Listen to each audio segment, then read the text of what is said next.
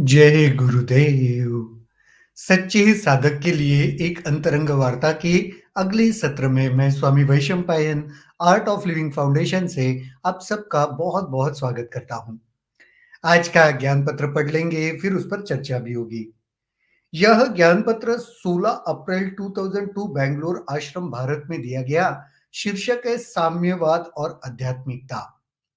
साम्यवाद के 3 लक्ष्य हैं। सामंती और पूंजीवाद समाज के लोभ को रोकना, धार्मिक समाज की रूढ़िवादिता और कट्टरपन को रोकना और मिल बांटकर जरूरतमंदों की देखभाल करना। केवल आध्यात्मिकता ही साम्यवाद में पूर्णता ला सकती है। आध्यात्मिकता से ही लोभ कम हो सकता है और धनवानों के हृदय जरूरतमंदों की सहायता की ओर उन्मुक्त हो सकता है। केवल आध्यात्मिकता ही धार्मिक समुदायों की रूढ़िवादिता और कट्टरता को रोक सकता है और समस्त विश्व के साथ अपनेपन का भाव उत्पन्न किया जा सकता है।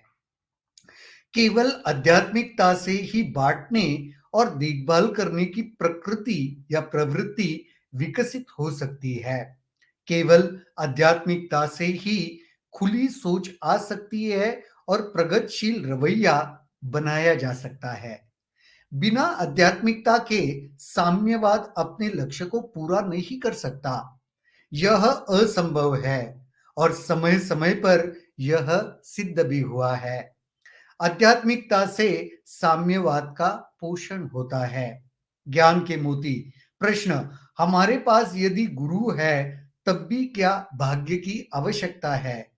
श्री श्री, तुम्हारे पास गुरु होने के लिए भाग्य की आवश्यकता है।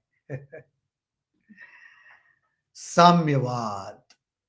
साम्यवाद का मेन उद्देश्य यही है ना कि सब जगह एक समानता आ जाए। वो समानता का ध्येय कितना एक अच्छा विचार है। वैसे देखने जाए तो हर जगह पे एक समानता आ जाए, ऊपर नीच ना हो, हर किसी को वह खुशी मिले जो भी कुछ है। तो गुरुदेव तो यही कहते हैं कि साम्यवाद के 3 प्रमुख लक्षण हैं। एक, क्या वो चाहते हैं कि समाज में जो एक्सप्लॉयटेशन होता है वो एक्सप्लॉयटेशन बंद हो जाए, कोई एक्सप्लॉइट ना करे। वही कहते हैं पूंजीवादी समाज के लोभ को रोकना। कैपिटलिज्म में थोड़ा आहिस्ते-आहिस्ते क्या हो जाता है, मोनोपोली आ जाती है।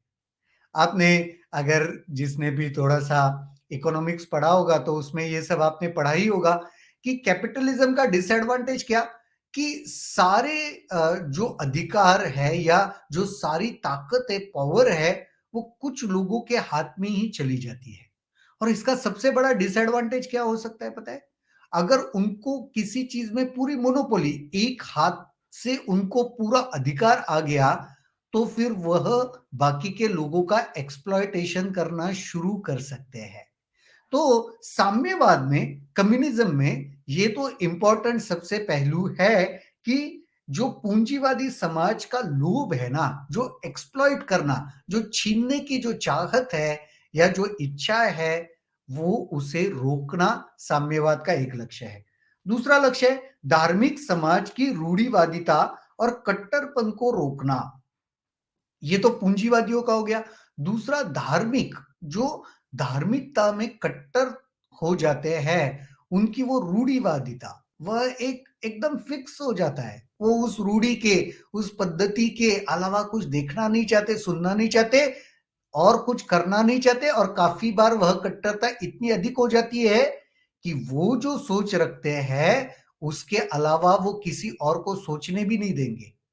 वो ये चाहेंगे कि हम जो कर रहे हैं, हम जो कर रहे हैं वही सबने करना चाहिए। तो फिर एक कट्टरता आ जाती है। वह जो रूढ़िवादिता है, कट्टरपन एक धार्मिक समाज का है, उसको भी रोकना साम्यवाद का एक लक्ष्य है। और तीसरा, मिल बांटकर जरूरतमंदों की देखभाल करना।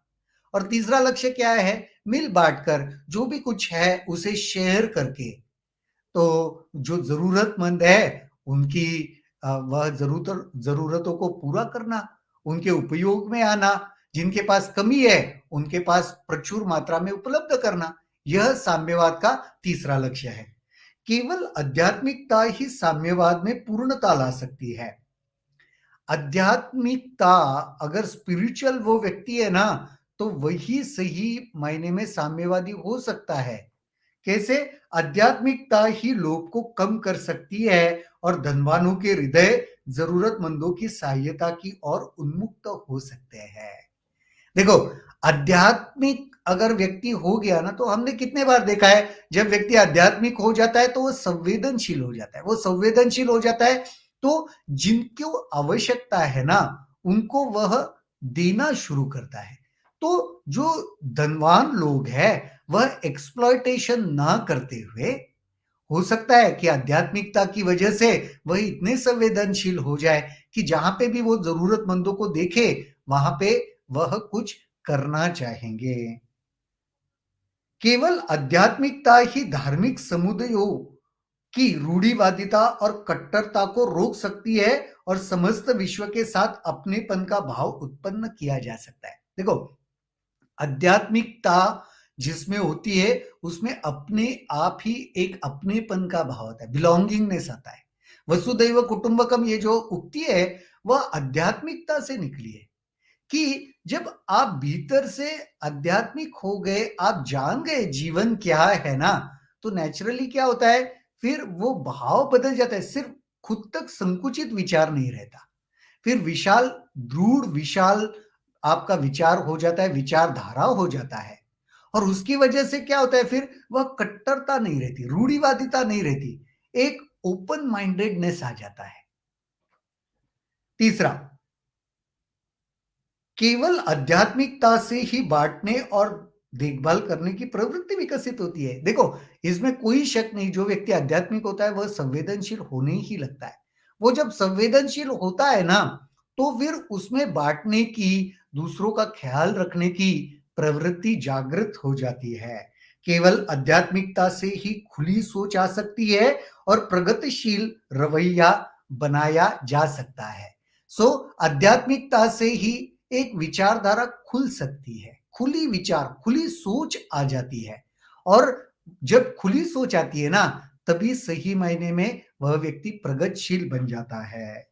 बिना आध्यात्मिकता के साम्यवाद अपने लक्ष्य को पूरा नहीं कर सकता। बिना आध्यात्मिक हुए साम्यवाद अपने लक्ष्य को कभी भी पूरा नहीं कर सकता। यह असंभव है और यह समय समय पर सिद्ध हो चुका है। ये संभव नहीं है, ये असंभव है, और ये बार बार हमने इतिहास में देखा हुआ है। जब आध्यात्मिकता का जोड़ नहीं था, तब उसकी बाद जो साम्यवाद लाने की चेष्टा की गई, उसका रिजल्ट कुछ उल्टा ही आया, या उसका रिजल्ट सक्सेसफुल काफी हद तक नहीं हो पाया। आध्यात्मिकता से साम्यवाद का पोषण होता है।